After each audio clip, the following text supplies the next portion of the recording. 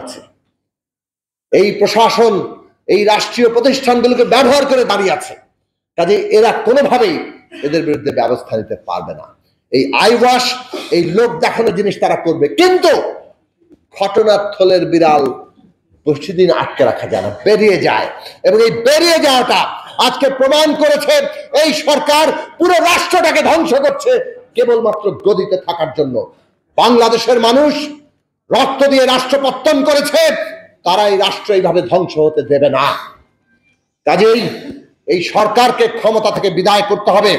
7ই জানুয়ারি একটা ভুয়া নির্বাচন করে তারা মনে করছেন আরো 5 বছরের লাইসেন্স পাওয়া যাচ্ছে, কিন্তু বাংলাদেশের মানুষের জীবনের নাভিশ্বাস তোলা হয়েছে। এই নাভিশ্বাস জনগণের মধ্যে যাচ্ছে। আন্দোলন কেবল বিএনপির নয়, গণতন্ত্র মঞ্চের নয়, কোনো দলের নয়। এই আন্দোলন এই দেশের জনগণের আন্দোলন, সেইভাবে আমাদের সংগঠিত করতে হবে এবং সেইটা গণতান্ত্রিক ব্যবস্থা প্রতিষ্ঠার মাধ্যমে। ওরা ফ্যাসিস্ট ব্যবস্থা কায়েম করেছে, আমরা তার বিপরীতে গণতান্ত্রিক বন্দোবস্ত ব্যবস্থা প্রতিষ্ঠা করব। নাগরিক ঐক্য সেই আন্দোলনে, নাগরিক ঐক্যের নেতাকর্মীরা সেই আন্দোলনে অগ্রণী নেতৃত্বের ভূমিকা পালন করবে, সেই আশাবাদ রেখে আপনাদের সবাইকে আবারও সংগ্রামী আরো জোরদারভাবে যোগ দেওয়ার আহ্বান জানিয়ে আমি আমার বক্তব্য শেষ করছি। সবাইকে সালাম এবং শুভেচ্ছা। সকালবেলা এখানে একটা প্রোগ্রাম ছিল, একটু ঠান্ডা লাগছে, নারায়ণগঞ্জ গিয়েছিলাম আমাদের সংগঠনের একজন ছেলের একটু বিয়ের অনুষ্ঠানে, যেখানে একটু লেটে জয়েন করেছি। প্রথমে নাগরিক ঐক্যের প্রতিষ্ঠা বার্ষিকীতে আমরা শুভেচ্ছা জানাই। মান্না ভাই সহ নাগরিক ঐক্য তো আমাদের রাজপথের আন্দোলনের প্রথম সারির সহযোদ্ধা। আশা করি মান্না ভাই এবং নাগরিক ঐক্যের যে বর্তমান প্রেক্ষাপটে মানুষের নাগরিক ঐক্য এবং মান্না ভাইয়ের প্রতি যে একটা এক্সপেকটেশন, সেটা পূরণে তিনি কাজ করে যাবেন। এবং আমরা তো আছি, মান্না ভাই যখনই ডাকে আমরা সবাই একসাথে দীর্ঘদিন ধরে আছি, সামনেও থাকবো। আপনাদের সকলের সুস্বাস্থ্য উজ্জ্বল ভবিষ্যৎ কামনা করি। শেষ করছি।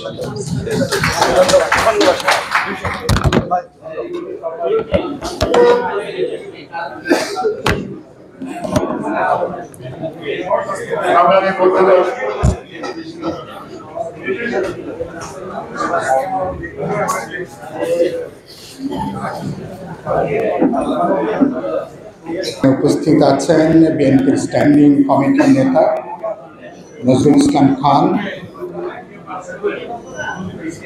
এখানে উপস্থিত আছেন জনাব মুস্তফা জামাল হায়দার সহ বিরোধী আন্দোলনের যারা রাজপথে আছেন, আমাদের জাতীয় নেতৃবৃন্দ, সুধীমণ্ডলী, গণমাধ্যমের বন্ধুরা, আমি আপনাদের সবাইকে, বিশেষ করে নাগরিক ঐক্যকে তার এই প্রতিষ্ঠা বার্ষিকীতে মান্না ভাই, শহীদুল্লাহ কায়সার সহ এখানে অনেক নেতৃবৃন্দ আছেন, যাদের সাথে আমার ঢাকা বিশ্ববিদ্যালয়ের ছাত্র আন্দোলন থেকে শুরু করে গত 4-4.5 দশক ধরে, কারো কারোর সাথে হয়তো 5 দশকের সম্পর্ক, তাদের সবাইকে আমি বিপ্লবী ওয়ার্কার্স পার্টির পক্ষ থেকে উষ্ণ শুভেচ্ছা, অভিনন্দন এবং ধন্যবাদ জানাই।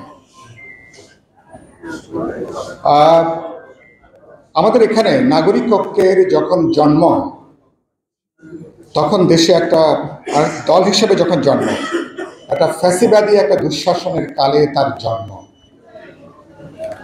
এবং আমি শুধুমাত্র আমার রাজনৈতিক জীবনের কথা যদি বলি, আন্দোলনের মধ্য দিয়ে অনেক নেতারা ডাস্টবিনে নিক্ষিপ্ত হয়েছেন, অনেক নেতারা আস্থা করে অনেকে নিক্ষিপ্ত হয়েছেন। আবার লড়াই সংগ্রাম আন্দোলন জনগণের সাথে তারা থাকেন। আবার এই আন্দোলনের মধ্য দিয়ে জনগণ আবার তার নিজেদের নেতৃত্বকে জনগণ আবার সামনে নিয়ে আসে। তার নিজের নেতৃত্ব, তার নিজের নেতা, তার নিজের সংগঠন, গুচ্ছ গুচ্ছ নেতৃত্বকে আন্দোলন আবার সামনে নিয়ে আসে। গত অনেক দশক ধরে মাহমুদুর রহমান মান্নার নেতৃত্বে বিভিন্ন পর্যায়ে